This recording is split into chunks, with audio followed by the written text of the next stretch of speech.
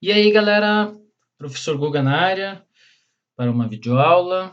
Hoje, iniciando o assunto de tecidos, a gente vai começar pelo tecido epitelial. Vamos primeiro com uma definição de tecido. Tecidos é o conjunto de células especializadas que atuam de forma integrada. O que isso quer dizer? Existem seres vivos, como as algas, que a gente diz que elas não possuem tecidos verdadeiros, que é porque esses tecidos eles não são especializados em uma determinada função e eles não atuam juntos. É só um aglomerado de células que atuam independentes uma da outra. Então, no caso de um tecido, ele possui uma especialidade, como, por exemplo, proteger um determinado local, ou absorver nutrientes, ou como, por exemplo, o tecido muscular, que tem a função de contração e distensão das células, né, dos músculos, e todas as células trabalham em conjunto para que isso ocorra de forma, para que se obtenha sucesso nessa sua especialidade. Entre os tecidos do corpo humano, a gente vai falar do tecido epitelial hoje, mas em outro momento podemos falar daí do tecido muscular, do tecido nervoso e do tecido conjuntivo. O conjuntivo ele vai englobar todos os outros tecidos do corpo. Eu coloquei como exemplo aqui o tecido ósseo, o tecido adiposo, o hematopoético, que forma nossas células sanguíneas, entre outros que a gente vai ver com calma. Funções do tecido epitelial. Vamos pensar. O tecido epitelial, a palavra epitélio lembra pele, não é mesmo? Então, assim, o tecido epitelial ele tem a função de revestimento, ele reveste, né, regiões do corpo e também proteção, né? Ele protege essas regiões. A gente tem aqui uma imagem mostrando um esquema da pele humana. Mas é bom lembrar que a pele ela não é um tecido. A pele é um conjunto de tecidos. A pele é um órgão. Hoje em dia a gente diz que a pele é um órgão. Ela é formada por 3 tecidos. Quais são esses tecidos? Nós temos aqui, deixa eu pegar aqui o apontador. Nós temos aqui um tecido adiposo, que a gente vai chamar de hipoderme, que é a mais de baixo, vamos dizer assim. Nós temos aqui um tecido conjuntivo, um tecido de preenchimento, que vai dar também elasticidade, que vai nutrir esse tecido, ele vai trazer vasos sanguíneos, vai trazer sistema nervoso, né, tecidos nervosos para cá também. E nós vamos ter, então, o tecido epitelial, que forma a epiderme. Esse tecido do meio a gente vai chamar de derme. Então, veja que é epiderme, derme e hipoderme. Então, esse tecido mais externo da pele, ele é o tecido epitelial. E ele vai ter aqui, no caso, essas duas funções, que é revestir o nosso corpo e proteger. Ele pode ter também a função de absorver substâncias, como, por exemplo, o tecido epitelial, que a gente vai chamar de endotélio, né? O endotélio aqui do nosso sistema digestivo. Esse tecido aqui dentro, ele serve para absorver substâncias. Função secretora. O tecido epitelial, veja que esse tecido epitelial, ele tem também a função, além de revestir e proteger a pele, ele tem função secretora. Quais são as secreções que saem na nossa pele? Vamos pensar. A gente tem aqui ó, a glândula sebácea, a gente libera sebo na pele.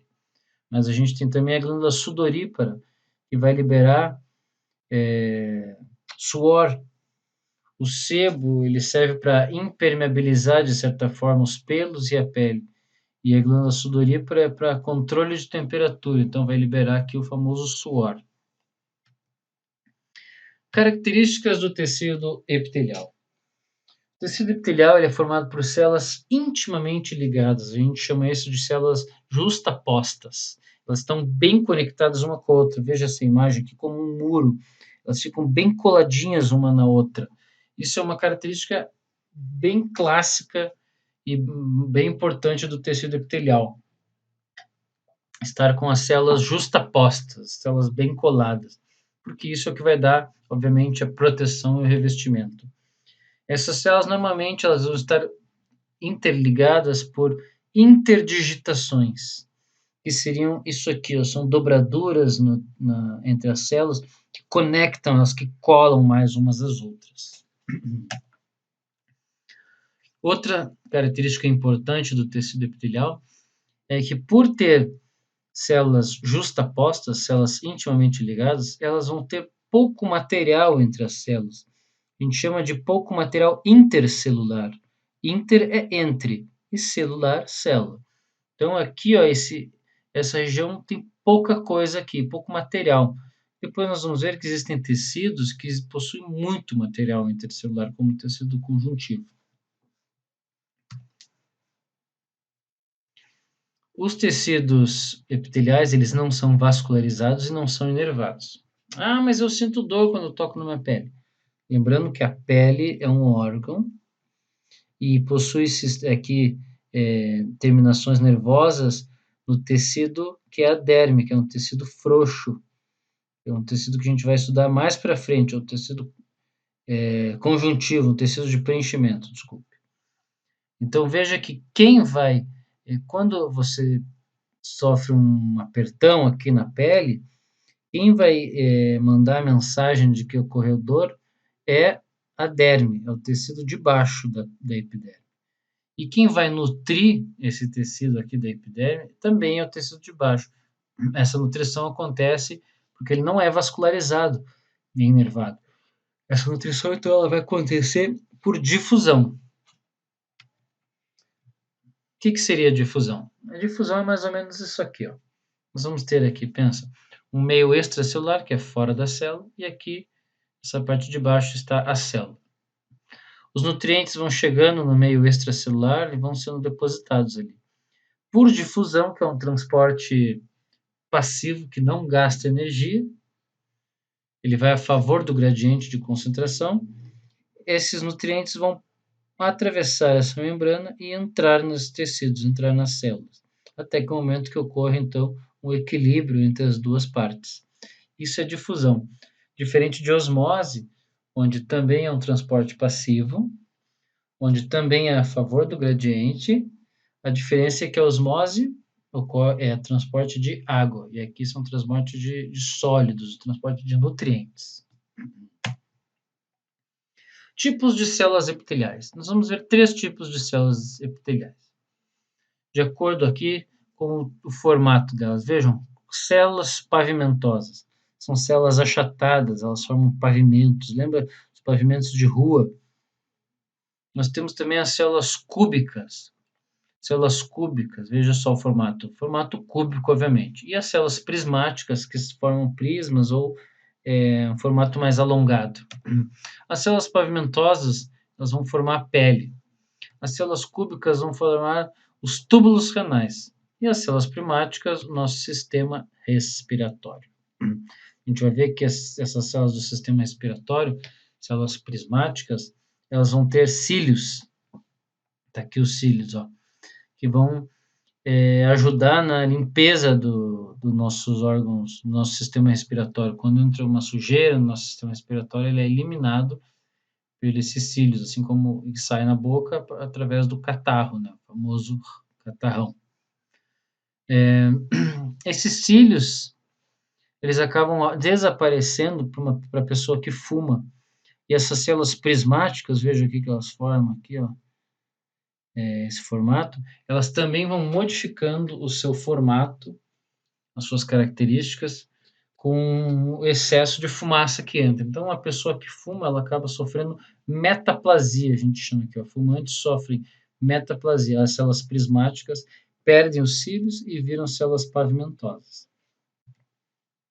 Ali, analisando essa imagem, a gente vê aqui, ó, nós temos aqui células do sistema respiratório. Elas aqui eram células que eu estou indicando aqui, ó, que possuíam cílios. E aqui elas eram formato pavimentoso. O que aconteceu com elas? Com o tempo elas eram pavimentosas, não, eram prismáticos. Com o tempo elas se modificaram e viraram pavimentosas. Veja, várias camadas de células pavimentosas.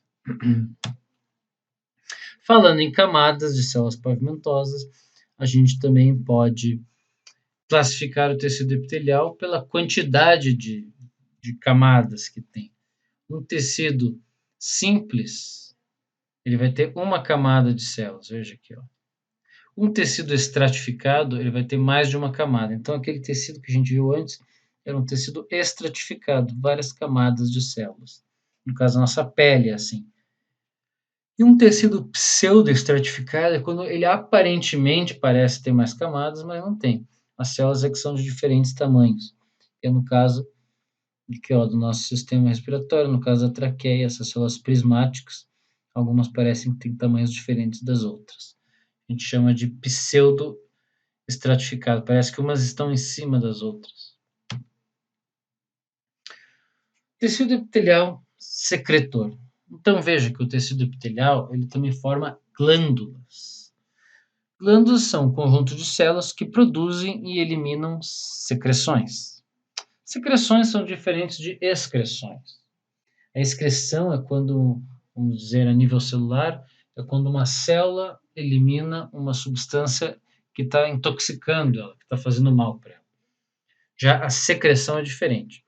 A secreção é quando a célula, um conjunto de células, vão eliminar substâncias que têm alguma função.